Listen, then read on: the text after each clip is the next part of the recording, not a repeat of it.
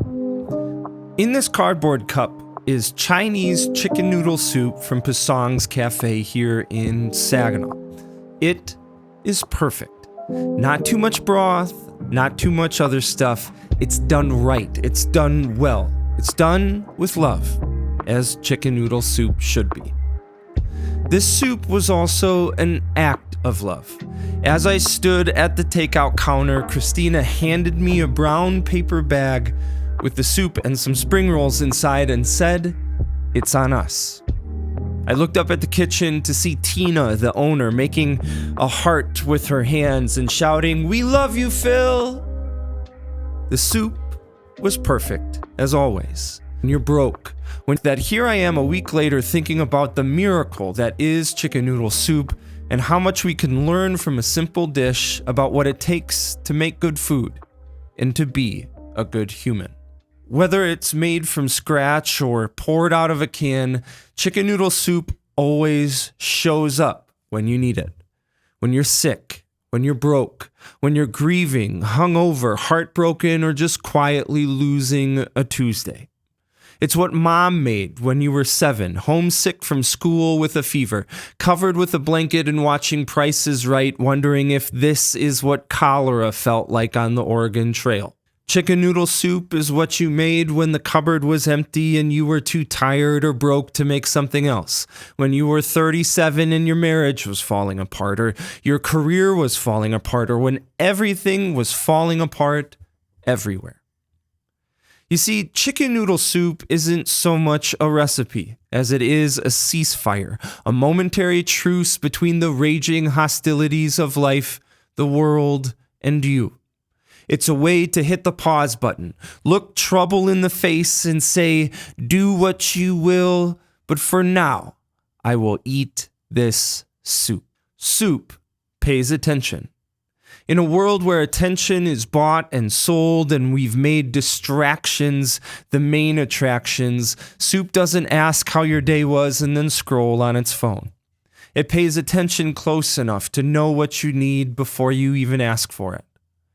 Attention is the rarest and purest form of generosity, wrote French philosopher Simone Weil. The capacity to give one's attention to a sufferer is a very rare and difficult thing. It is almost a miracle. Soup accepts before it tries to improve. Soup sees you and lets you be who you are in whatever state you're in whatever it is you're going through. No need to change out of your sweatpants or summon the strength to go out in public. There are no expectations here. Honey, just stay right where you are, right as you are, and eat. Most of the time, we want to be anything other than what we are. We are in a constant state of trying to fix ourselves and fix other people and fix the world. But soup just tells us to sit down and that things are going to be okay. Soup takes its time. The broth simmers in the pot the way good conversations do, slowly, moment by moment, not in a rush to be anywhere but here. A bay leaf drifts around like it's got the afternoon off. The carrots soften. The celery surrenders. Nothing is forced. Soup says, I could be doing something else, but I'm doing this instead. In a culture obsessed with speed and efficiency, making soup is a deliberate act of resistance. It cannot be hurried and it will not hustle. It will make you wait. And in unspoken defiance, remind you that pleasure can be found in patience. There's humility in soup. You don't need to be a trained chef to make soup. You don't even need to be good at cooking. In fact, the noodles are better when they're not trying too hard. The chicken is better when it's a little bit forgettable. When making soup, it's okay to try to do a good job, but sometimes doing just an okay job is even better. There's empathy in soup. The shredded chicken falls apart because it's been through something too. Once crispy and proud vegetables are now soft and a little bit mushy. Life didn't go as planned for this bowl full of things that have been chopped, cut, mashed, and boiled, transformed by time and temperature into something completely different than what they had planned, but maybe just a little bit better. The onion spent its entire existence making people cry, but now it's dissolved into something that makes them feel better. Life didn't turn out as the carrots had hoped, but it's still pretty good. Soup cares.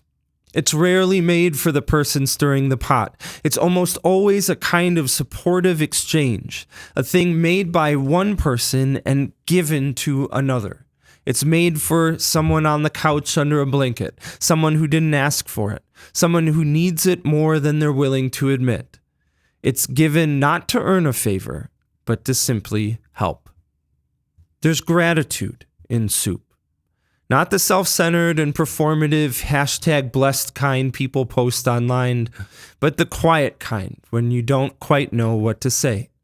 The kind that makes you want to do something in return, but also knows that doing something in return might ruin it. I need to be more like soup because I almost ruined it.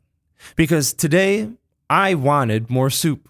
But Pasong's doesn't serve it every day, and so I sent Tina a message asking two things. First, if they were serving soup today, and second, if so, to please take my money.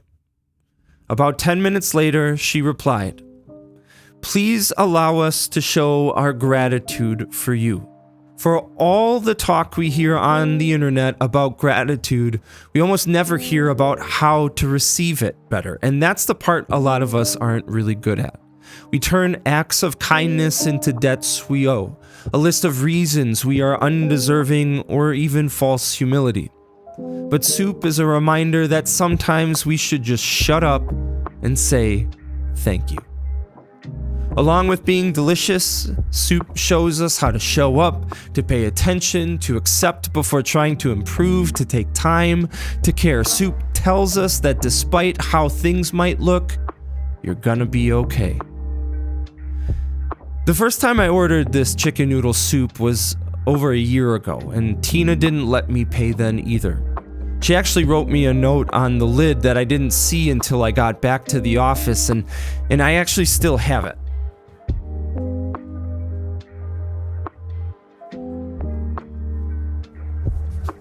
It says, "Thank you for being you, dearest Phil. Maybe I need to be more like soup, and a little more okay with just being myself."